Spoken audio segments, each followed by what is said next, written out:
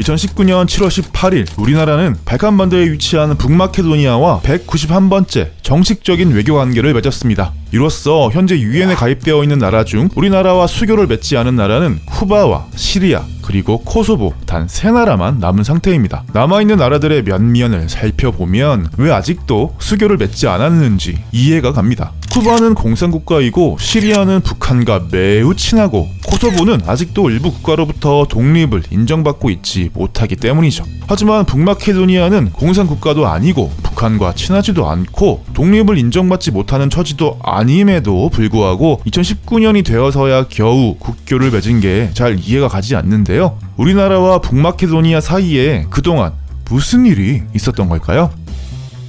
지구의 화약고라고 불리는 발칸반도에는 오스트리아 헝가리 제국이 있던 곳이었습니다. 하지만 1차 대전이 끝나면서 제국이 해체되자 제국의 남쪽에 살고 있던 슬로베니아인, 크로아티아인, 세르비아인이 중심이 되어서 유고슬라비아 왕국을 만들게 되죠. 남슬라브인들의 땅이라는 뜻을 가진 유고슬라비아, 그리고 2차 대전 후에는 그 전통을 고스란히 이은 유고슬라비아 사회주의 연방이 탄생하게 되었습니다. 유고슬라비아 연방은 1, 2, 3, 4, 5, 6, 7이라는 숫자로 대변되기도 합니다. 하나의 국가에 2개의 문자, 3개의 종교, 4개의 언어, 5개의 민족, 6개의 공화국, 그리고 7개의 나라와 국경을 맞대고 있다고 해서 1, 2, 3, 4, 5, 6, 7의 나라라고 불리죠. 이와 같이 유고슬라비아는 슬라브족이라는 공통점만 있을 뿐이지 언어도, 문자도, 종교도, 민족도 제각각 다른 사람들이 모여서 만든 연방국가였기 때문에 서로 간의 융합이 쉽지 않았습니다. 하지만 이것을 해낸 인물이 있었습니다. 바로 독재자 티토였죠. 티토는 2차 대전 때 나치 독일을 상대로 빨치산 항전을 벌여서 유고슬라비아의 독립에 앞장선 인물이었는데요. 티토는 무려 35년간 독재 정치를 펼치면서 유고슬라비아를 통치했습니다. 유고슬라비아는 비록 사회주의 연방이었지만 소련과는 다른 행보를 보이면서 서방 국가와의 왕래도 자유로웠는데요. 그 때문에 동유럽에서 가장 높은 경제 발전을 이룩해 내면서 연방 국가들 간의 불만들을 잠재울 수 있었죠. 하지만 1980년 88세를 일기로 티토가 죽고 난 뒤에 경제까지 침체되면서 연방은 파열음을 내기 시작했습니다. 그리고 결국 1991년 슬로베니아와 크로아티아가 독립을 선언하면서 유고슬라비아 연방은 5개의 나라로 쪼개지고 말았죠. 그 5개의 나라 중 하나가 바로 작년에서야 비로소 우리와 수교를 맺은 북마케도니아, 당시 이름으로는 마케도니아 공화국이었던 것입니다. 우리나라는 다른 독립국들과는 발빠르게 수교 관계를 맺었지만 유독 마케도니아와만은 수교 관계를 맺지 않은 채 20여 년을 지내왔습니다. 그 이유는 바로 마케도니아라는 이름 때문이었죠. 마케도니아가 유고슬라비아에 속해 있을 때의 정식 명칭은 마케도니아 사회주의 공화국이었습니다. 하지만 연방에서 독립을 하게 되면서 사회주의를 빼고 마케도니아 공화국으로 국명을 바꾸게 되는데요. 이런 마케도니아의 행보에 발끈한 나라가 있었습니다. 바로 마케도니아와 국경을 맞대고 있는 그리스였죠.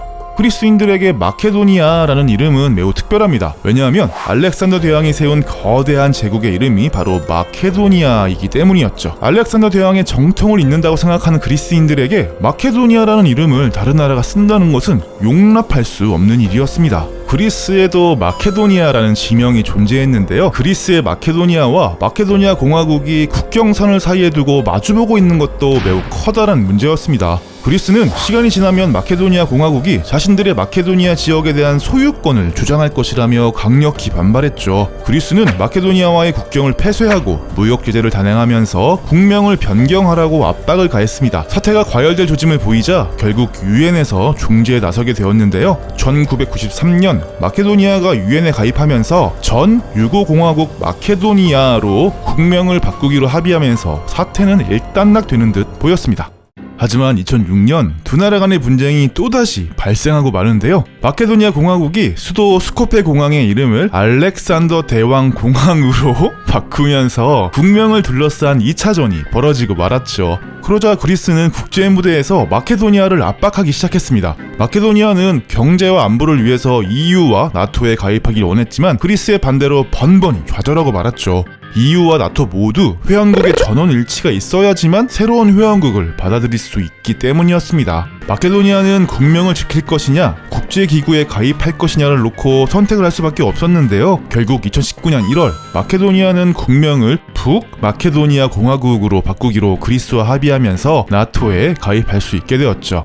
자, 이처럼 그리스와 마케도니아 간의 분쟁은 이제 이해가 됐는데 왜 우리나라가 마케도니아와 수교를 맺지 않은 채로 있었는지는 이해가 잘 가지 않죠. 그 이유는 바로 대한민국의 의리 외교 때문이었습니다. 많은 사람들이 잘 모르는 것 중 하나가 바로 그리스가 한국전쟁 당시 우리나라에 전투병력을 파견해준 16개 나라 중 하나라는 사실이죠. 그리스는 4,992명을 한국전쟁에 파견했고 그중 188명이 전사를 했는데요. 그 때문에 우리 외교부는 그리스와 분쟁 중인 마케도니아와 수교를 맺는 것은 한국전쟁 때 도와준 혈맹의 의리를 저버리는 것이라고 판단해 마케도니아와의 수교를 미루어 온 곳입니다. 하지만 의리 외교라는 것은 명목적인 이유고 실질적인 이유는 따로 있다는 것이 외교 전문가들의 의견입니다. 그것은 바로 그리스가 우리나라 조선업의 큰 손이기 때문이죠. 그리스는 전통적으로 해운업이 발달해서 세계적인 해운사들이 몰려있는 나라인데요. 혹시라도 그리스의 신기를 건드려서 우리나라 조선소들이 수주를 받지 못하는 불이익을 받지 않을까 우려해서 마케도니아와의 수교를 맺지 않았다는 것이죠. 우리로선 혈맹 국가의 의리도 지키면서 실리도 얻는 외교적 판단을 했던 셈인데요. 그러나 그리스와 마케도니아 간 국명 변경 합의가 이루어지면서 우리도 재빠르게 마케도니아와의 수교를 추진했고 20년을 끌어오던 두 나라 간 수교는 단 6개월 만에 신속하게 매듭이 지어졌습니다.